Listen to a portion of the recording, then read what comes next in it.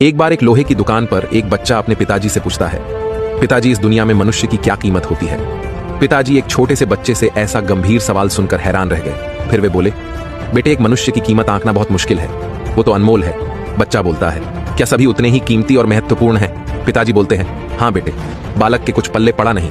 उसने फिर सवाल किया, तो फिर इस दुनिया में कोई गरीब तो कोई अमीर क्यों है? किसी की कम इज्जत तो किसी की ज्यादा क्यों होती है? सवाल सुनकर पिताजी कुछ देर तक शांत रहे और फिर बालक से स्टोर रूम में पड़ा एक लोहे का रॉड लाने को कहा। रॉड लाते ही पिताजी ने पूछा, इसकी क्या कीमत होगी? बच्चा बोलता है, लगभग 300 रुपए। पिताजी बोलते हैं, अगर मैं इसके बहुत से छोटे छोटे कील बना दूं तो इसकी कीमत क्या हो जाएगी? बालक कुछ देर सोचकर बोला, तब तो ये और महंगा बिकेगा, लगभग 1000 रुपए का। पिताजी फिर बोलते हैं, अगर मैं इस लोहे से घड़ी के बहुत सारे स्प्रिंग बना दूं तो? बालक कुछ देर सोचता रहा और फिर एकदम से उत्साहित होकर बोला, तब तो इसकी कीमत बहुत ज्यादा हो जाएगी। पिताजी उसे समझाते हुए बोले, ठीक इसी तरह मनुष्य की कीमत इसमें नहीं है कि अभी वो क्या है, बल्कि इसमें है कि वो अपने आप को क्या बना सकता है। बच्चा अपने पिताजी की बातों को समझ गया। निष्कर्ष, किसी